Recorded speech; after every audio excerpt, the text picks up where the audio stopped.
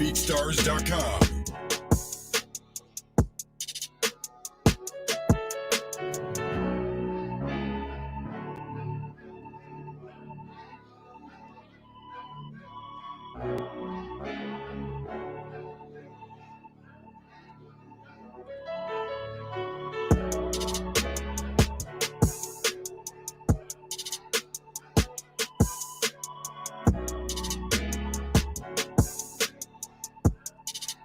BeatStars.com.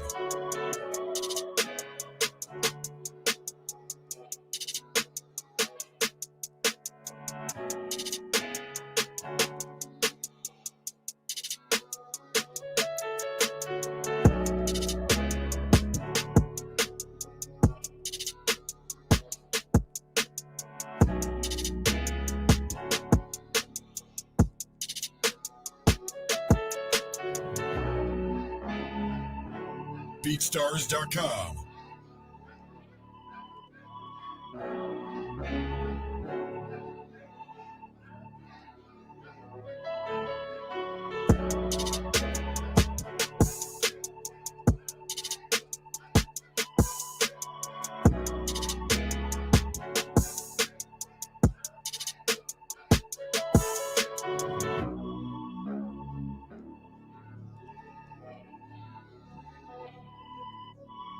BeatStars.com.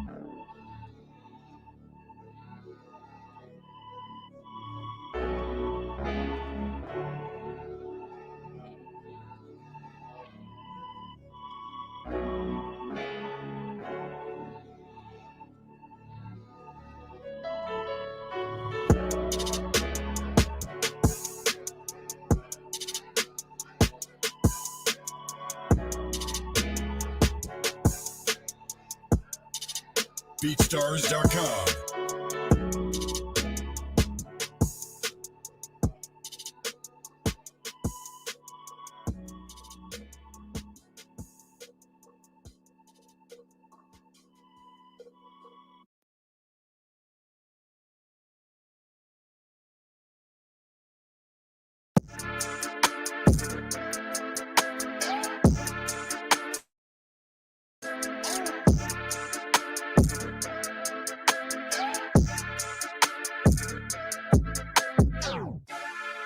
BeatStars.com.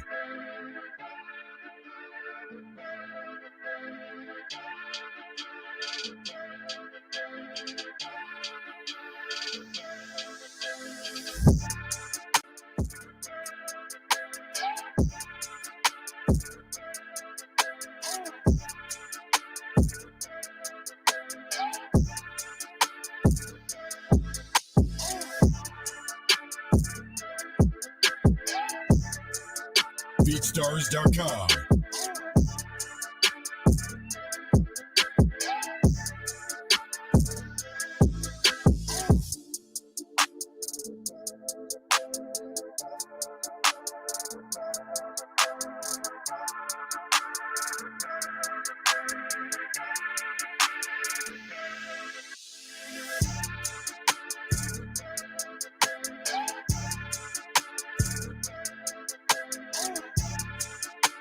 BeatStars.com.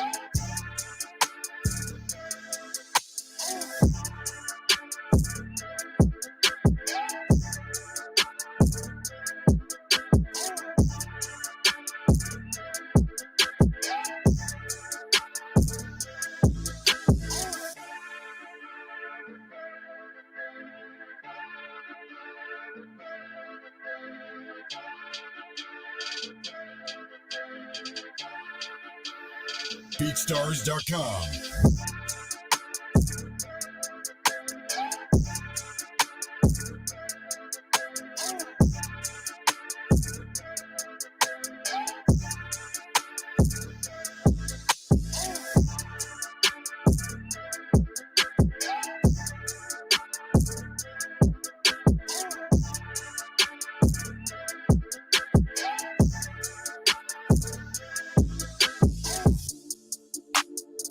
BeatStars.com.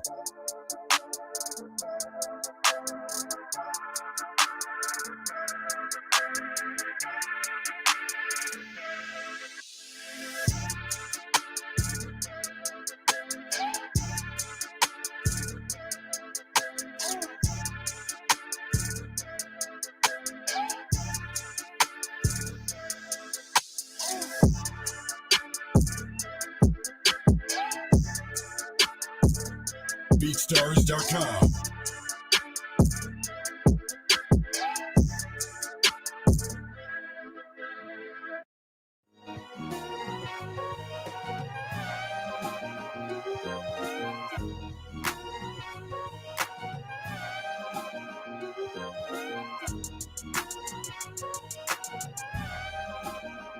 Fury Beats. I'm feeling this.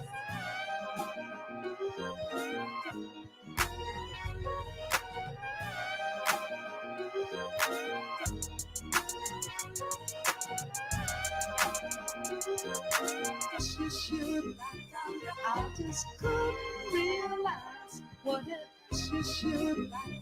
I just couldn't realize what it should. I just couldn't realize what it. Fury Beats. I'm feeling this.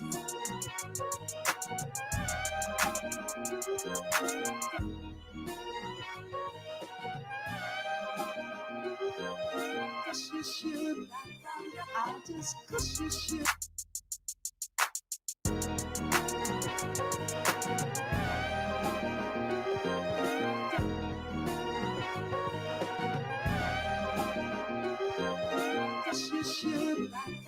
I just couldn't realize. Fury Beats. I'm feeling this. What it. I just couldn't realize what it. I just couldn't realize what it.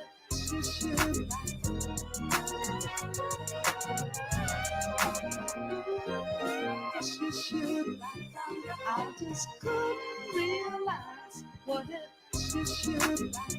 I just couldn't realize what it.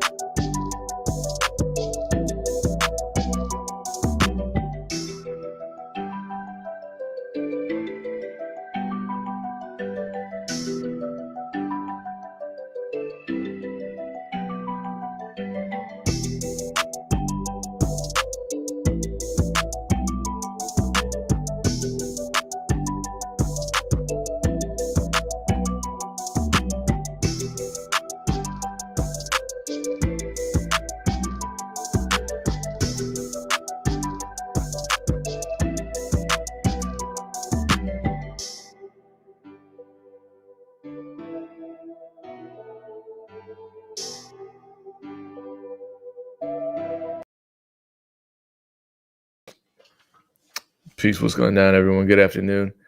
Shout out to everyone in the chat. There's a lot going on in the chat. I can't even follow all of it. But shout out to everyone tuning in via Twitch and YouTube and Facebook. I guess what other platforms are we streaming to? I don't even know. A couple quick announcements before I bring on our special guest. BeatStars does have a couple new featured opportunities. If you've logged into your dashboard recently, you've probably seen the Jaleel placement opportunity. He's looking for aggressive, new wave, high energy beats that have an element of sound design. We talked about sound design last time with, I think, was it Tyler Genius who does a lot of sound design? Examples of sounds would be adjacent to Playboy Cardi, Yeet, and Lil Uzi. You can submit and find more info at beatstars.world/ a whole bunch of stuff. Actually, shout out to Marcus. He posted the link in the chat, so you don't have to listen to me and try to transcribe that. The deadline is the 17th, so you got some time. You got 13 days. And then also next Tuesday, November 9th, BeatStars is hosting another episode of Battle of the Type Beats. This time the theme is Nicki Minaj versus Meg Thee Stallion. So submit your beats at beatstars.world/opportunities for a chance to have your beat played on the show. The link is also right there, so you don't have to transcribe me. You can just, let me get in focus again. You can just bookmark that, go back to that later after I have the session with Excel. So without further ado, let me bring Excel on. This is actually the first time we've ever spoken. I believe we've known of each other for a while, but I know, man. We've been online mobbing for a very long time, man. Yeah, and I want to talk about that because I temporarily forgot how we even linked initially, and then I remembered. So don't give it away yet. Don't ruin my interview. I won't. Okay, so first things first, congratulations on everything, the recent placements, the recent plaques. Seems like things are going well for you, huh? Can't complain it. I made it through the pandemic and still able to work, and that's a blessing in itself, Well, pandemic's not over yet, but I have confidence that we're all going to survive. I made it through the initial stages when all the studios got shut down and the whole industry kind of paused itself for a moment. So yeah, I'm happy to be able to like still be mobbing and still getting work and working on records. I know a lot of people had to kind of start back over on the drawing board. Yeah, how did you adapt? How did you respond to, especially with you running a studio? That's tough, like right? Mainly when the pandemic shut down, we kind of just shut down everything in the studio as far as like outside clients. I'm in-house with Too Short a lot, so luckily, I want to say beginning of the pandemic, Short, Snoop, 40, and Cube decided to work on the Westmore project. So that pretty much kept me working during the pandemic. We did about 70 songs over the past like year.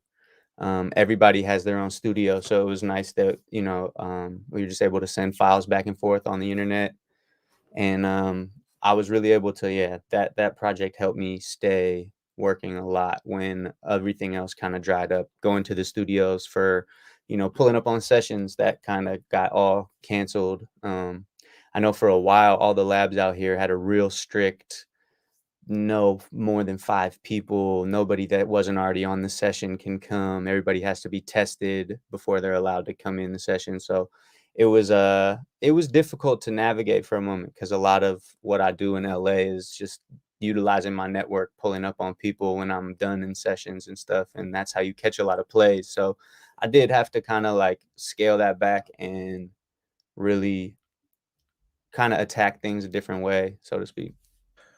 Okay, talk about the Mount Westmore project, because that's, to me, that this is a big deal, especially from the perspective of a hip hop fan and a West Coast hip hop fan, and then talk about your involvement in that project. So for the past like 5 years, I have helped Too Short run his studio facility here in LA. We got 5 rooms. He has a few different artists signed to him. I've been doing all of the mixing and mastering for his projects and some production for him as well. And yeah, man, the OGs, they get booked on these like West Coast tour shows all the time by different promoters.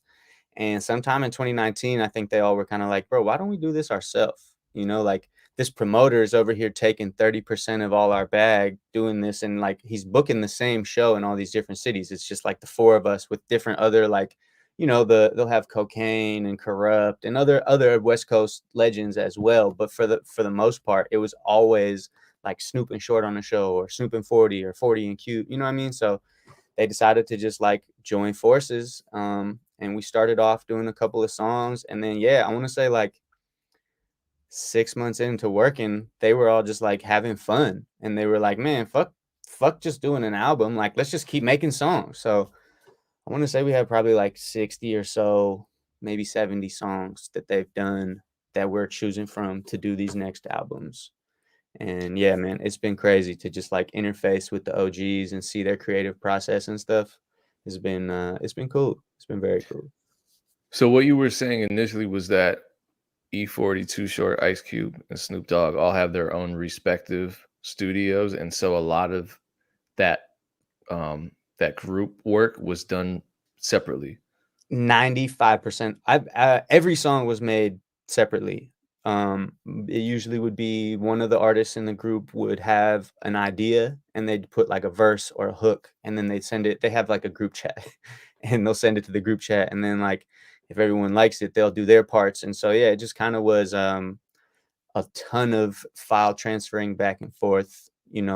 Snoop's here in LA. So end of 2020, as we started to like figure out what songs were on the track list, me and Short and the OG Ant Banks, one of Short's original producers, we went over to Snoop's studio to mix, to start mixing the project. So that was probably the first time I want to say they were in the lab together. 40's been in the Bay the whole time. He took the pandemic real serious, locked in. His son's been recording him. My guy Miggy is one of his normal engineers, and yeah, he said he hasn't even seen 40 in person since the pandemic started. So 40 would record his vocals, send them to Miggy to clean up, then Miggy would send them to me, and then yeah, Cube has his in-house guy too. So yeah, it was just everyone was in their own studio, coming up with ideas, sending them in, and then we would arrange them. Me and Short were pretty much in charge of arranging everything. I was getting all the files from everyone and putting the verses in, figuring out who needed to go in what order and all that. And yeah, man, it was pretty cool because it was normally you make records or projects like that in the lab in Yeah. person, and being able to see how people would react. Like a couple of times some of the guys would want to redo their verses after they heard how someone else came on the song, and they'd be like, oh shit, yeah, now you gassed me, I need to I need to rewrite my verse. Well, I think these days that's pretty common. Hmm. Just the remote work and the remote collaboration, and then you throw the pandemic in the mix. I think even prior to that, a lot of people were recording in their respective either home Yeah. studios or smaller studios. But let me ask you this, because I know traditionally, especially around the time when the DAW home recording revolution was kind of peaking, Hmm. uh, a lot of engineers, especially, and I'm sorry, I go a little hard on engineers sometimes because they're a little It's a loose term they're a these little days. fickle, you Yeah, know. it's a very loose term these days. I don't even mean that. I just mean that my experience with engineers is that they're pretty set in their ways, and so a lot of them. Okay, so you're not offended. Cool. No, But I'm uh, not. what I heard initially from a lot of them was there are engineers that would refuse to do remote sessions and mix vocals from this studio over here, that studio over there. And I see that kind of the new way of doing things involves a lot of remote work. Was that a challenge? Like Snoop's vocals were recorded at a totally separate studio. This environment might be I'm different. not gonna throw the particular artist in the group under the bus, but I will just say there were a number of songs where one of the guys was on set recording his vocals, and they're noticeably shittier than everyone else's vocals. So, like, Okay, well, why? Let's talk about that. So let's well, create some solutions for people. so man, I can't throw them under the bus. All four of the guys have a home studio that is a professional level studio. They've built them out. They're all, these are all legends. They have the money to do that. So when they're at home working in their home studio, Snoop has a big, huge facility. Um, their vocals are great. A couple of guys during the process of working on songs recorded their vocals in like a trailer, like literally like on set the trailer, or like in an office, and you can just hear the room. It's like there was no blankets put up. There was nothing to dampen the room. It was somebody told them, yeah, no, you can just rap into this. He probably had like the Chaotica eyeball on it. And they were like, yeah, no, that's going to help you out totally. And it's like, by the way, side note, I love you, Chaotica. Stop telling people that that's all you need to record vocals in a room. It destroys your vocals. Like, the eyeball is one of the worst things ever created. It fits like 4 microphones. So like that's a falsehood. But let's back on track. It fits my microphone, so I'm cool. If But it I fits also your microphone, great. yeah, But okay. a lot of people think they can just put the chaotic eyeball and be in a room full of people talking, or like with your sliding glass door open on your balcony, and that it's going to solve everything. And it's like, no, it doesn't do that. Like your mic is still directional. Everything that's behind you is getting in that microphone still. So like, Yeah, you'll hear birds and stuff, and sometimes it works. Sometimes you have yeah, the no, I mean, nature sounds in your verses. it works great in very particular situations, but sometimes I think people think it's just like a one-stop shop, throw this on and I have noise cancellation, and it's Sure. Well, okay, but let's talk about that then. So let's say somebody's in one of these situations where they're in a room that's not acoustically treated, or a room that just has terrible acoustics. man, What can they do to make sure that they don't piss their engineer off when they send those vocals back? the And no, craziest it's not rest in peace, eyeball. Come on, guys. no, it's Stop it. not Stop it. it's not RIP eyeball. I don't wanna I love the Chaotica guys. They fit a very specific purpose that is very good, and when you need it, it is the perfect thing for it. But I think honestly, man, the silliest shit is what helps you get good vocals. It sounds stupid, but if you're in a bad room, put the microphone in a blanket and do this if you can. I know if it's the summertime, not a thing you're gonna do, but like really getting some sort of fabric or material that's between you and whatever wall or reflective surface. Uh, great, great job. Do that. I remember when I was in engineering school, I took these like felt blankets that I had, almost like comforter with blankets, and nailed them to my ceiling in like a fucking halo, so that people would like step into this booth of a blanket, and it works great. Ultimately, it's about getting some sort of sound absorbing material in between you and whatever's reflecting into your room. You know what I mean?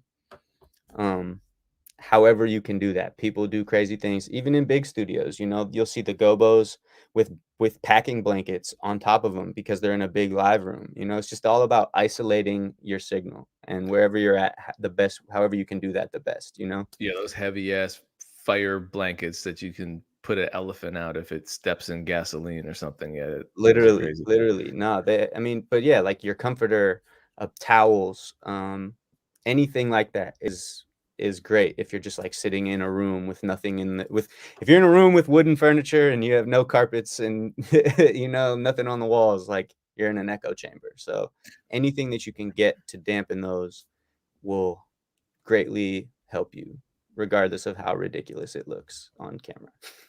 So you make beats and engineer. Which one came first for you? I started making beats, and then Okay. my roommate was kind of like, you can go to school for that. And I was like, what? That's bullshit. And there was a school in the Bay Area called Expression at the time. SAE bought it a few years ago. And yeah, they have a engineering program. They had a sound engineering program, and they also do animation and visual stuff. But yeah, at the time, the sound engineering program rivaled Full Sail. If not, I'm biased, but I think it was better than Full Sail at the time. We had some really great program directors. Most of the people who wrote our curriculum were, working engineers in the industry. And I fell in love with engineering.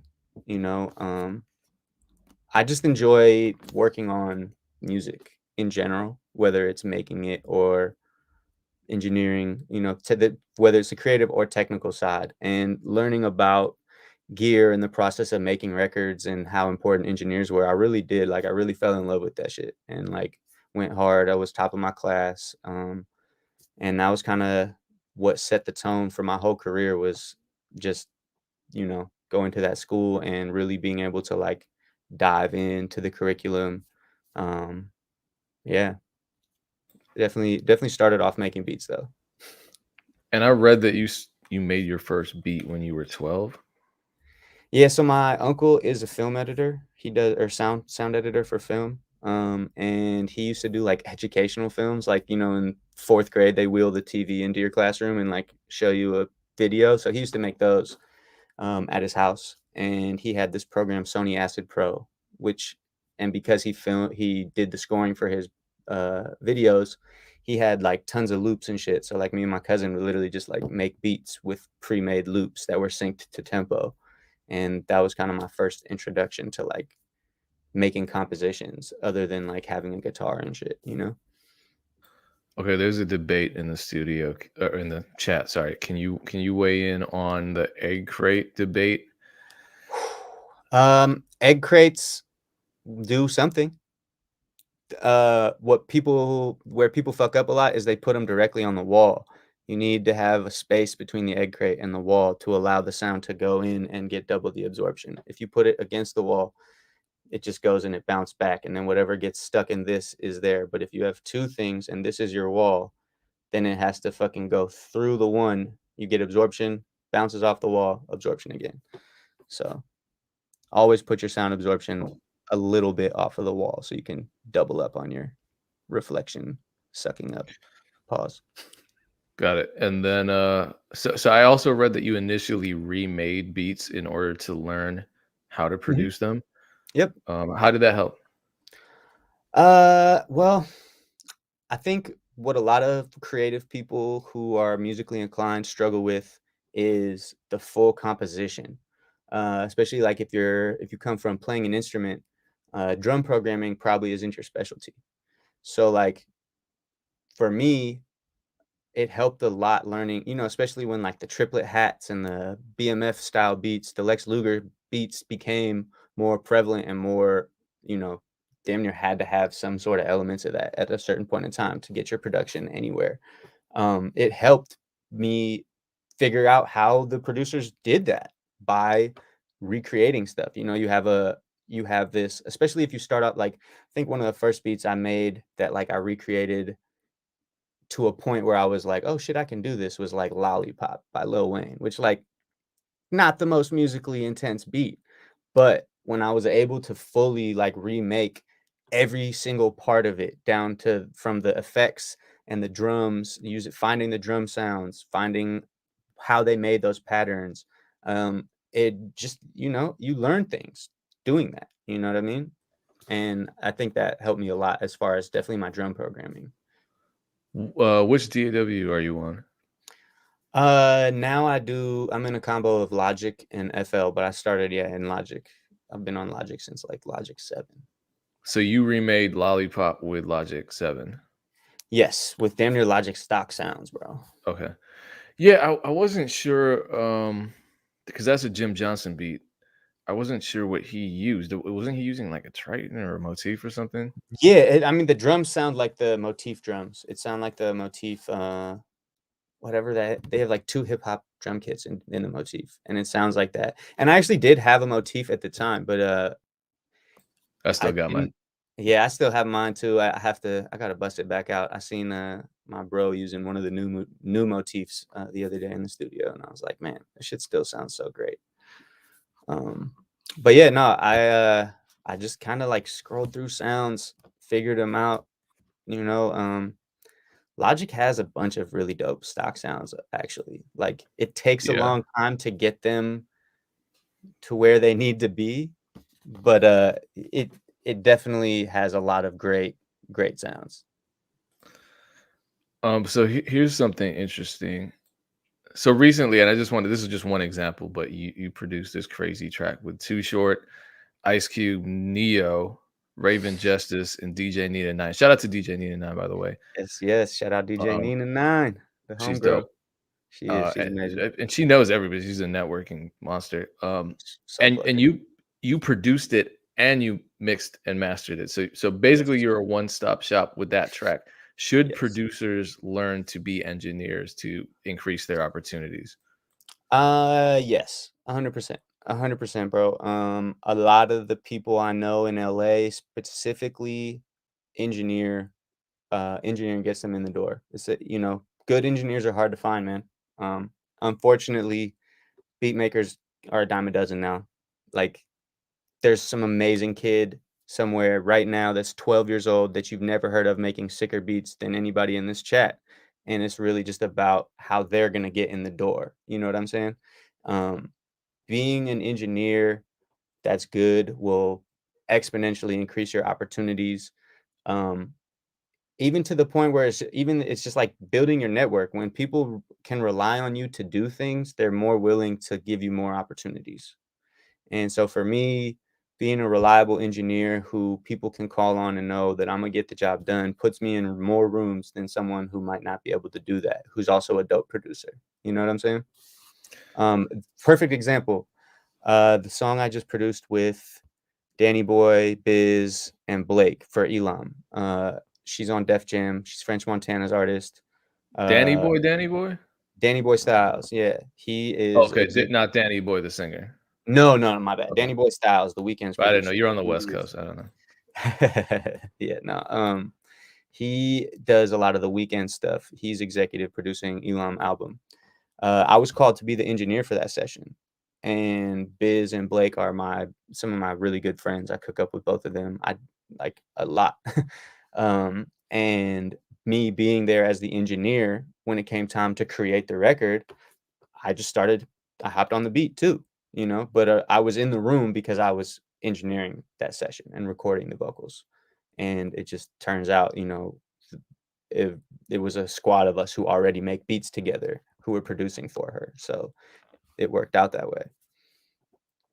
So tell me about your early engineering work, because you linked with a lot of R&B icons like Tank, Kelly Rowland, and Jamie Foxx, and I believe you lived with Jamie Foxx for a period of time. No.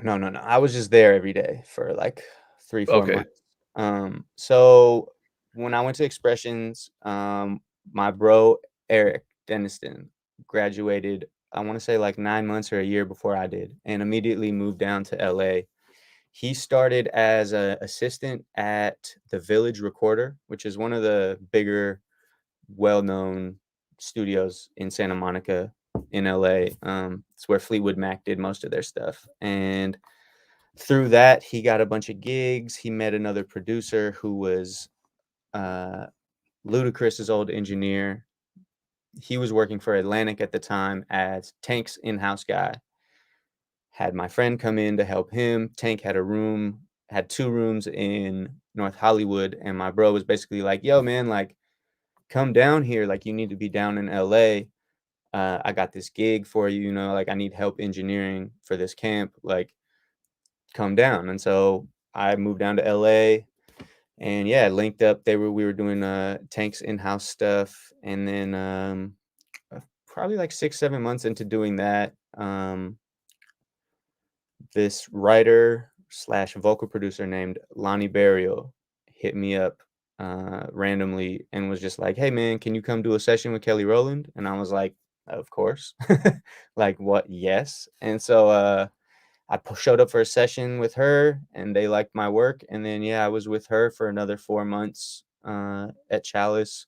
Just they were working on records. I think she was trying to put together an album because she was this was at the time, I think it was The Voice or The X Factor. I don't remember which show, but she was a judge, and that's why she was in LA.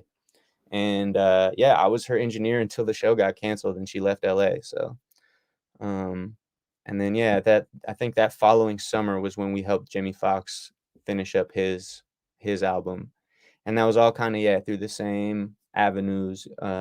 Tank and Jamie are really close, and so it was the same guy. Lonnie called me for the Jamie sessions as well.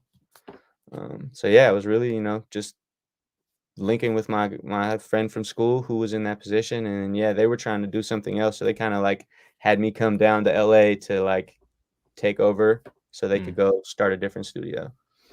so let me reverse the question that I asked earlier. Earlier, I asked, should producers become engineers? Should engineers become producers? Because engineering is kind of a tough income stream It to is. make sustainable, right? Because once you're done engineering the record, that's it. Whereas if you have some kind of underlying composition credit or ownership, rather, you have equity in the song. So how do engineers get paid? How do they start to navigate that world so they're not just living, Well, studio fee to studio fee? I think there's definitely more and more We're championing each other to create a community. The biggest downfall for engineers in general, and the reason why we are still treated the way we are, is because like there's no communal sense of banding together to create a union. Um, Everyone else in the entertainment industry has a union. Once you get to a certain point, you become a member of the union, and then you don't have to worry about getting paid or or negotiating rates. They can't pay you less than X amount of dollars, and they can't pay you after like you can't. You're not waiting for invoices for that long. You know, I have friends who are audio engineers that do voiceover work for TV, and they're part of the filmmakers union. And yeah, he's not worrying about studio fee to studio fee. So I think the biggest thing that we encounter is the fame aspect. And I say that what I mean by that is every engineer in LA today could get on a call and agree that we won't take less than $35 an hour. And if a studio takes more than a month to pay us, we'll never work with them again. And what would happen? We'd be replaced by every single other kid all over the world that wants to work on these records that we're working on. They don't care what there's some, this industry is built off of the unpaid internship, the get shit on until you get an opportunity motto. And, that has created this culture where it's next man up. If every engineer in LA decided we're not doing this because you won't pay us properly, you don't treat us properly, we'd get replaced immediately, and then we would just be broken out of a job. So there's this fine line, there's fine balance of having to take certain gigs to keep shit going and pushing your line for what you want as an engineer. And I think back to the original question of should engineers become producers? Yes, absolutely. I think people like to take that phrase, uh, a jack of all trades is or would you rather be a master of one or a jack of all trades? But I forget, man, I'm blanking right now. God damn it. Jack of all trades, master of none. Yes, but Yeah. the rest of that uh phrase is, but a jack of all trade is better than a master of none. Mm. You know what I'm saying? So it's like is better than a master of one, I mean. You know what I mean? So it's like you can choose to just excel at one thing, but when you're an engineer who can also vocal produce and can also help with arrangements and can also tell them how to do harmonies, you're going to get more jobs than the guy who is the greatest engineer and is going to have you sounding pristine every single time, because you'll eventually get there in the mix process. If you're a tracking engineer though that can vocal produce and people trust you to help them get their best quality performance, you're going to get the gig every time, versus the guy who just knows how to work Pro Tools really well. Yeah, that conversation about the unions and rates and all that, and us being replaced, that apply. And I say us not as an engineer, but as a producer, because that applies to us too. And No, for sure. what I didn't know, it wasn't until I worked on this record for the last Ludacris album, and I had my friend play guitar on it, and he suddenly, as a result of just playing guitar on that record, was in the session player union, or I forget what it's called. I don't know. I think it's a union specifically for It's session yeah, player. it's the musicians union. Something, but I'm like, wait a minute. Why don't we have that? This is Because crazy. And he got money. He got a totally separate piece of money from the label advance no, for yeah, for that. sure. No, yeah, I'm my bro trumpet dude. He's a session musician, trumpet player. He has a minimum rate. If he's on your song and it's released on a major label, you can't put his horns on your album for less than like 5K or some shit. Like it's the union, it's unionized. So it goes back to, like you said,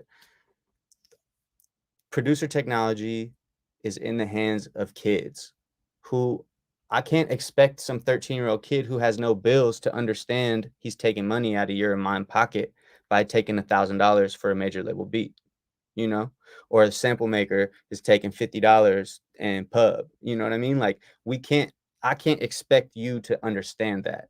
And by all means, don't stop. If you're a 12-year-old watching this right now, please keep fucking making beats. But it's the industry that we're in, bro. That's why all Yeah. these labels are going after these sample producers and signing these young kids who are making these dope samples, who are the keys to these compositions. And it's not because they're the dopest. They are super dope, but a lot of it has to do with the fact that they can get them for a great rate for their label, and they don't have to pay them fucking 20K a beat, you know? And that's just the reality.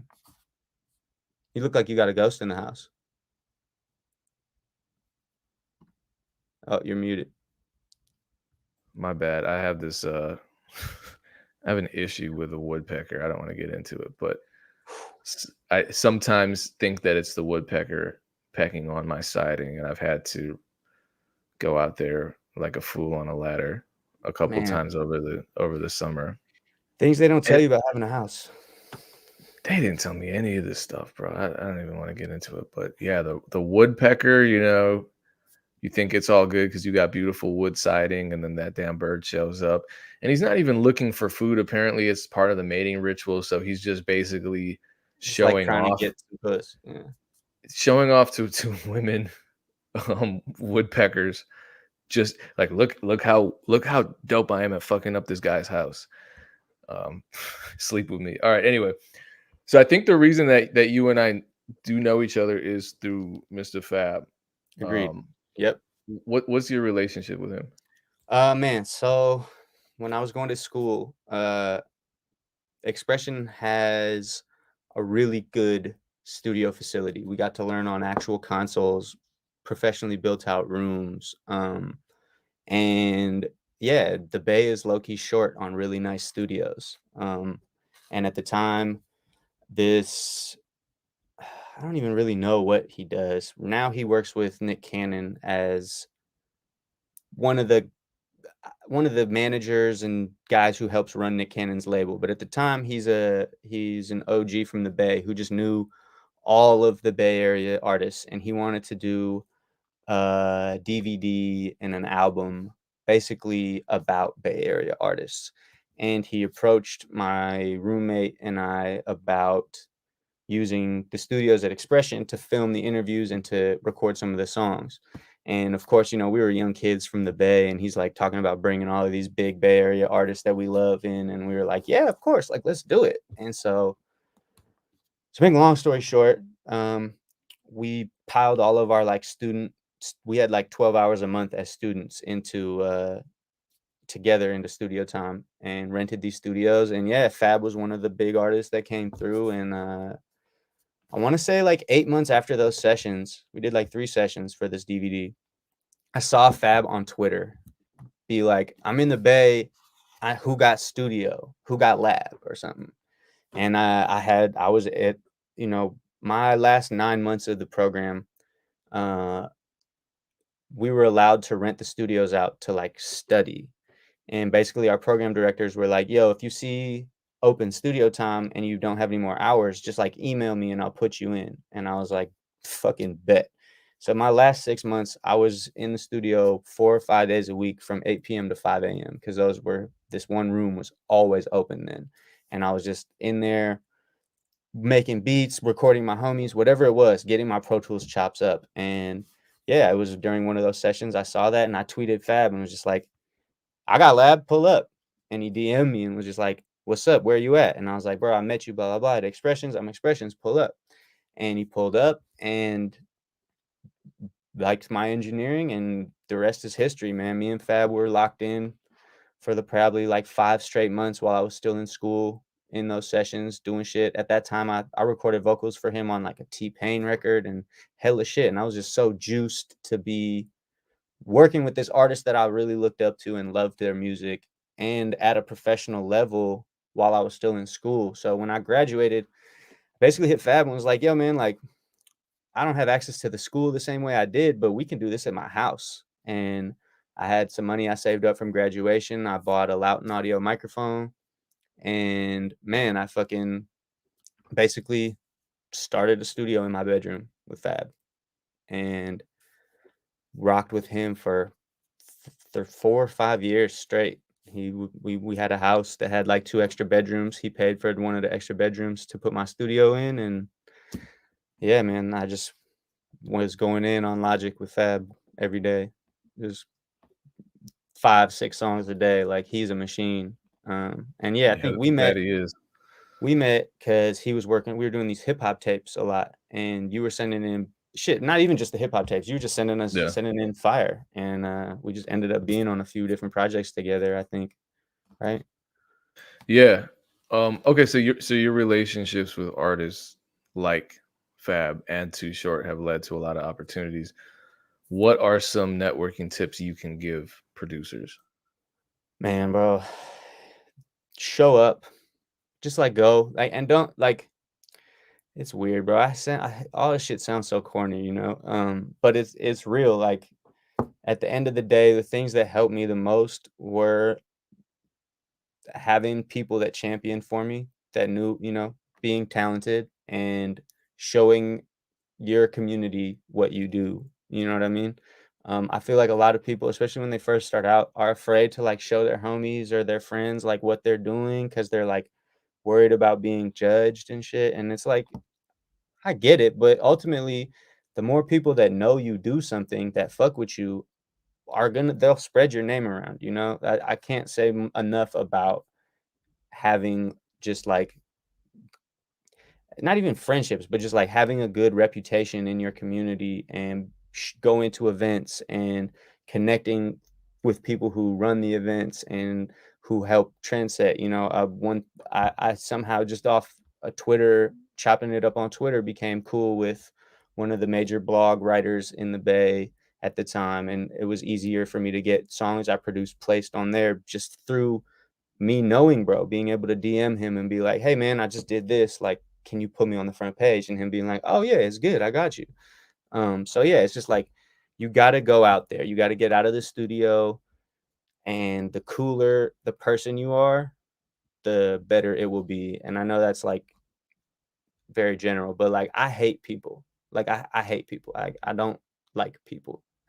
But when I'm in public with people, I do my best to be cool and to not be an asshole and to be mindful of others.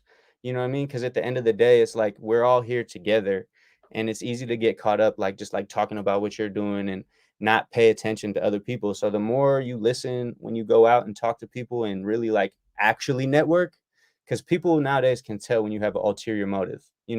When you go to a party and the only person you're trying to talk to is a guy who threw the party and you're not there mingling, like they're gonna see right through that. But when you go somewhere and you go to an event and you're there for the event and then you spend the time seeing the people there and then meeting the person who runs it and just like being a genuine person, it goes a lot further than trying to pull like just trying to like poach relationships, if that makes sense.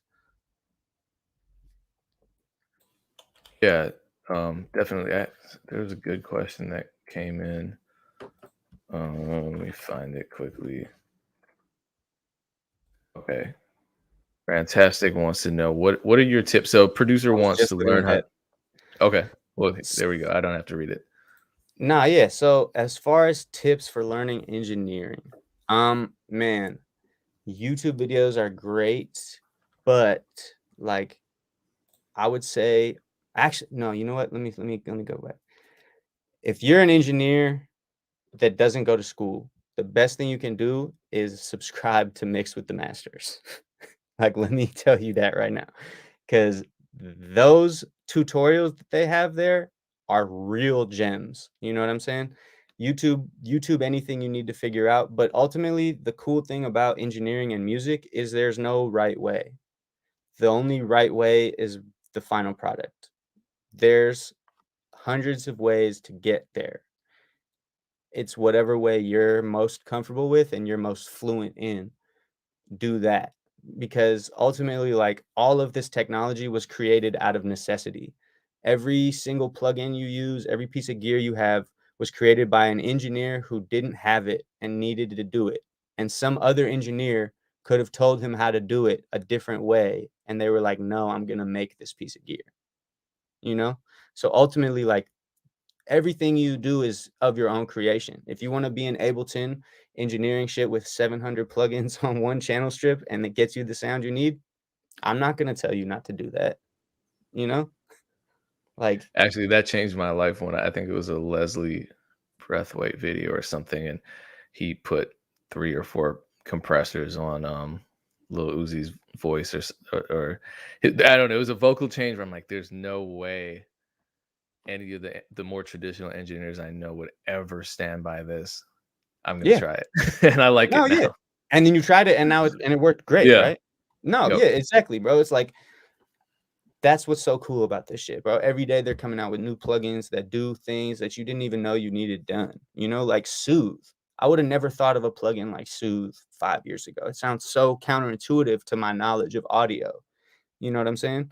But it sounds great. I would have never created that plugin. I would have never even wanted that plugin. You know what I'm Mm. saying? But so I think it is. It's just like trying shit and learning as you go. Mixed with the masters is a great place for tips for a lot of the trickier things. But ultimately, bro, it's just like doing research, man. Researching what an EQ is and how it works. Compressor, phasers, like Yeah.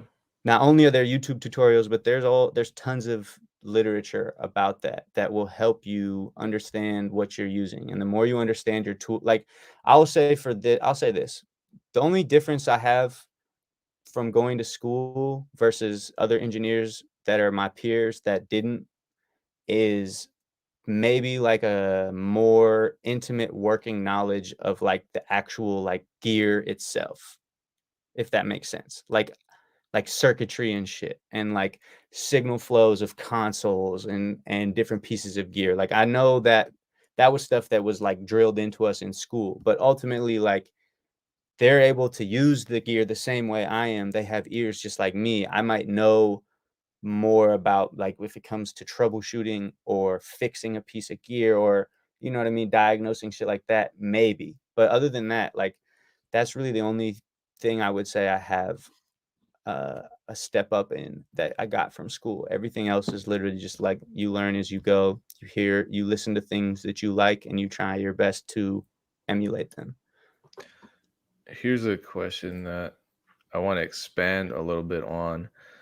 Would you say there's at least a base set of plugins you definitely need for mixing? And then I would also extend that for to Producing. physical gear. No, Oh, like physically. what Okay.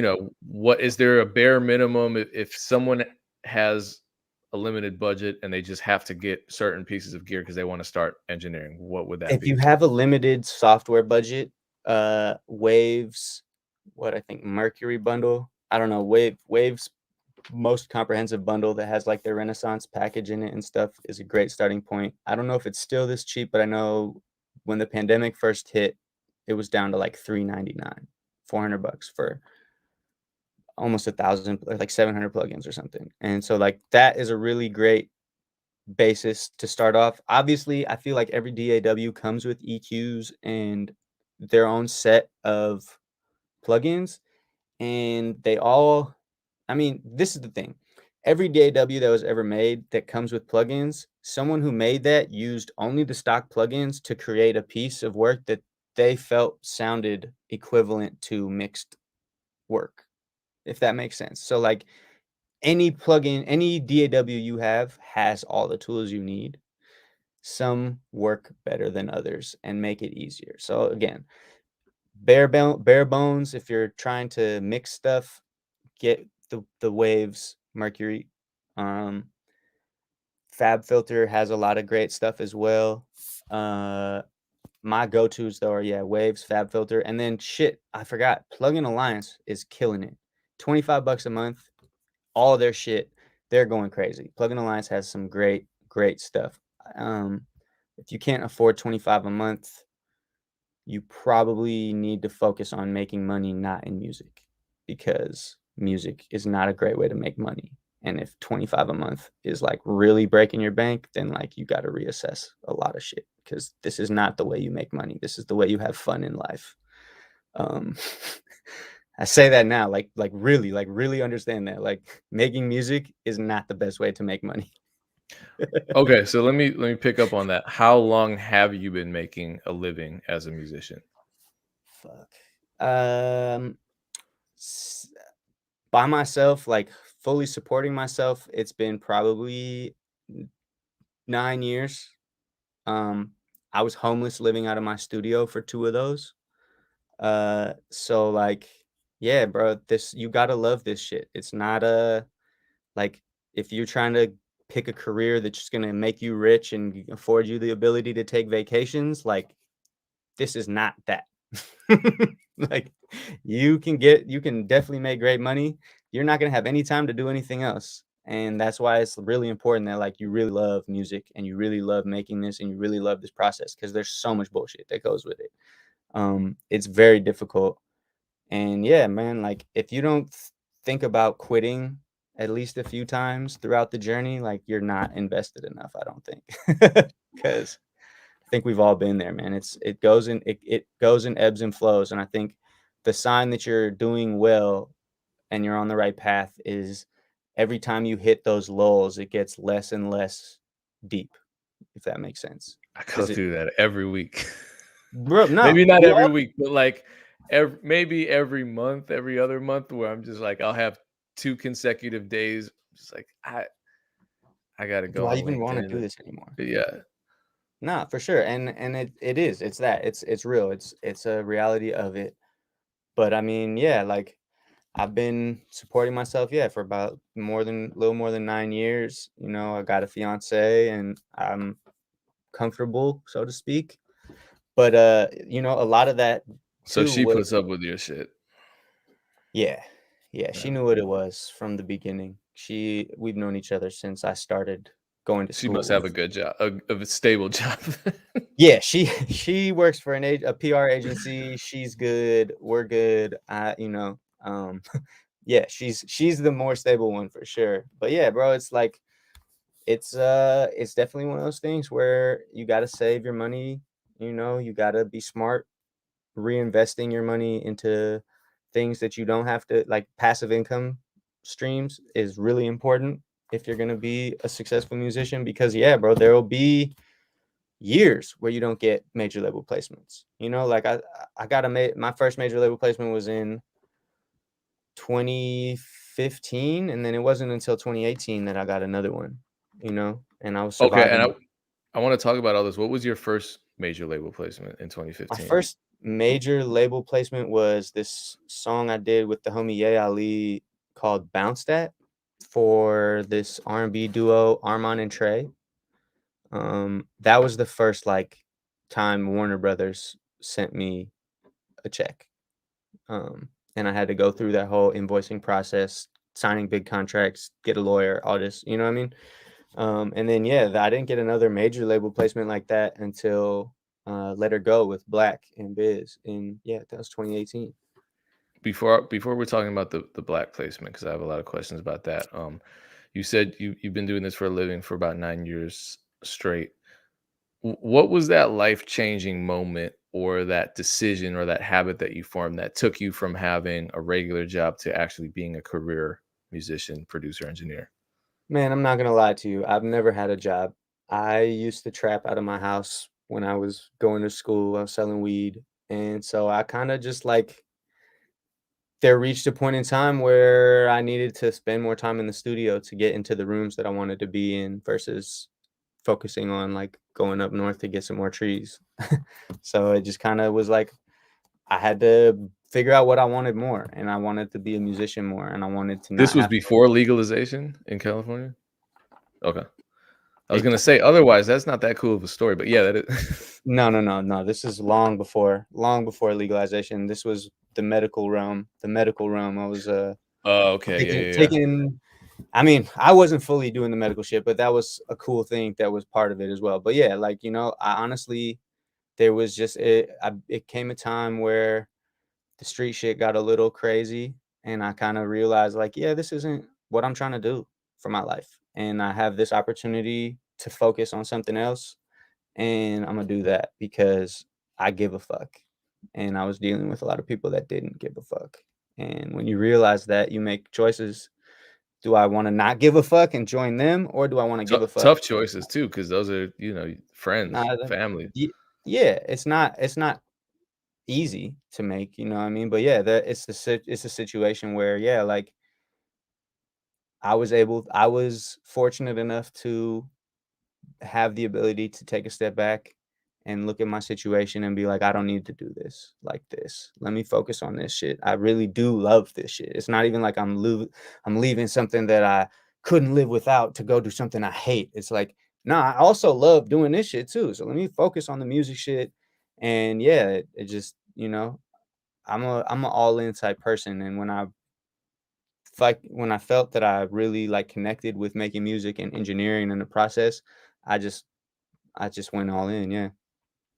And slowly but surely, uh, transitioned to full time. Yeah, I've been in LA 8 years, so LA was kind of that turning point that like completely ended the trapping shit. Because when I was in LA, I was just so focused on getting in rooms and doing that. Like s- I stopped selling weed completely and just like yeah, it was too much to try and keep hold of, and I was just able to be down here working. So yeah. So really just the act of making music a full-time thing turned it into a full-time thing.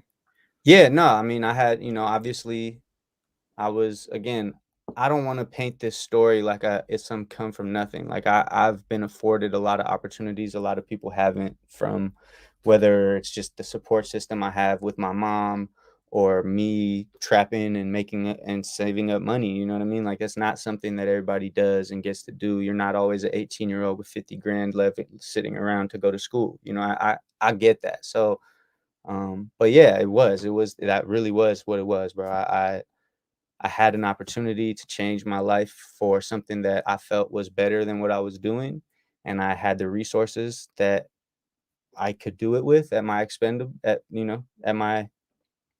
and I did it. And yeah, it did. It changed my life for the better for sure. Okay, so we have 8 minutes left. I really want to get into the Black placement because you went gold for the East Atlanta Letter album by Black, and you worked on the Mhm. song Let It Go. That was a three-way collaboration, right? Well, so that was me, Biz, and our homie Prep, who's Party Next Door engineer. And yeah, we were making beats during the NBA finals, I think. And we just like sent it to Black, and the album was pretty much done. That was the last song he did for the project. He sent us a reference back, yeah, like in 2 days after we sent him the beat. And then yeah, like Biz hit me. I had been working with Biz on songs for that album for a few years, and I had a couple that were on it. And then when they came down to like figuring out the track list, one of the songs that I worked on was taken off, and or actually the only song I had worked on that made it to the final list was taken off, and I was like, damn, I was kind of like that shit hurt, you know what I mean? Because because for so long, for like a year, that song was like, yeah, it's gonna be on the album. And then last but not least, it was like, nah, we're not gonna put it on there. And then yeah, like 3 weeks, less than a month after I heard that the song wasn't making the album, Biz hit me and was like, Black's gonna put that reference he just sent us on the album. And I was like, oh, what? That's lit. Like, let's go. Like, that's tight. So yeah, it was crazy. Super last minute.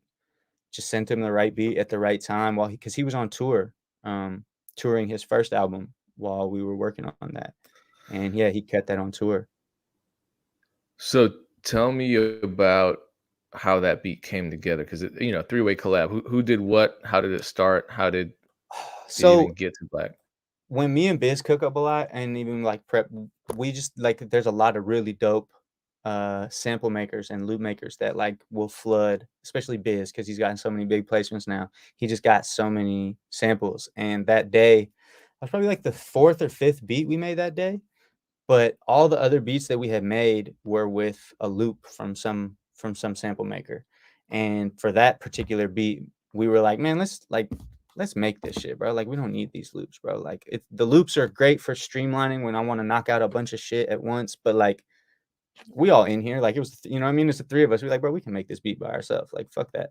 So like uh Biz started the melody to that, and then yeah, he like gross beated the melody, and me and Prep and him all just went in on the drums. I did the majority of the percussion on that song, like the hats and all the little in betweens. Um, and then yeah, Prep and Biz finished it up with me. It's been we made that beat 4 years ago, so I can't really remember, but I definitely remember Biz started the melody, and that was one of the ones that we like decided not to like use a loop because we had been using loops all day, from like Q beats and shit, and we were just like, nah, let's cook this from scratch. We got this.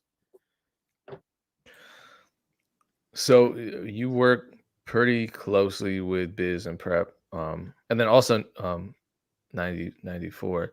Mm-hmm. How did you all link up and start working so consistently together? Me and Biz linked up similarly to how you and me linked up. Fab was And he's from my state. Yeah, he's from Milwaukee. He's from Yeah. Milwaukee, but y'all So both is Wisconsin. Tank. So you love Wisconsin. Nah, yeah, I got a lot of love for Wisconsin, man. I got a lot of love for Wisconsin. But yeah, so me and Biz, bro, basically it was the same situation. Fab did a trap tape. Biz had like 6 on there. I had like 6 on there. There's only like one other producer on it.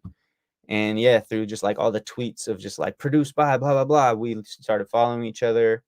Man, it's crazy to think back. A lot of my relationships have been cultivated off of Twitter, which is I'm kind of realizing this by like this interview. But yeah, he was in LA. It was probably 6 months after I moved to LA, and I was like, yeah, no, pull up to the studio, and we made a couple beats, and then he moved to LA 6 months after that time, and he moved to LA like less than a year after I moved here. And yeah, man, I had a studio, and I was basically just like, bro, pull up, like let's cook, like let's go crazy. And yeah, bro, we just locked in, bro. We was, living in the lab basically for some years, and then we both decided to go our own. We split off into our own directions. I started getting real in-house with Too Short a lot, being downtown. He was up in the valley with Larry and Party and just doing a bunch of stuff. So we just kind of linked off Twitter and just cooked up, and the rest is history. I met Prep through him because Prep's also from Milwaukee. Same with 94. Like when Biz signed 94, it was just we just all cooking up with Biz, cooking up with 94. And then yeah, we'd all working on Party's last album, we would go over there all the time and link with Prep and do that. Yeah, tell me about that record that you did, because you did a Party Next Door single. What was it called? Showing You. Yeah, I listened to that a couple nights ago. So with that the one flute, is it was crazy. crazy. That one's crazy because Party is wild for that, because we made a whole beat and sent him and when he took the beat, he took all the drums off it except for like the hi-hats I did, and then took some of some other components that I had done and used them only for the outro. So like if you look at the writer's credits, like nobody gets to see the splits, but like Biz and 94 got their credit on that just because we all made the beat together. But only me, Prep, and Danny Wolf are the only ones who had elements like in the final song. And yeah, it was crazy, bro. Like he literally just like cut a whole song to hi-hats, and I was just like, sick. I'm glad that my hats made it. Wow. Because yeah, it was definitely, that was a wild experience, because that was the first time I've gotten a placement and like never heard it until it dropped. Like I had no idea what it sounded like. Prep would just always hit me like, lucky you. bro. I never. Well, I shouldn't say never, but it's rare. It's sometimes you don't hear the record until it's been out for months, and the label says, "Oops, by the way, We dropped this." Yeah. But yeah, sign the contract in 2 days. You need to hurry up. Yeah, we need this now so we can pay you in 6 months. Yeah, love it. But yeah, okay, so that was cool. I gotta respect the schedule. So, what is your social media? How can people connect with you? Find me on IG and Twitter at EKZAKTXL. Email me at EKZAKTbeats with a S at gmail.com. I'm always here. Don't ask me no stupid questions, but I'm here for everything else. You can feel free to reach out. And okay, once again, Ekzakt, appreciate your time. Thank you. Much continued success. We'll have to do a follow-up because I still have a lot of questions left, and I can come up with more. So we'll talk offline about that. I'd love to, man. Okay, cool. Verbal commitment. I love it. Appreciate Everyone sees you, it. man. It's public. Yeah, no, I appreciate you too, and thanks for falling right into my my rebooking trap. Shout out to everyone in the chat. Appreciate you. I'll be back same time, same place next Thursday, 3 p.m. right here for the Music Entrepreneur Club. Dame or Aaron will be on Mondays at 3 p.m. So we're here twice a week. It's free, open to the public. Thanks for tuning in. Peace, everyone.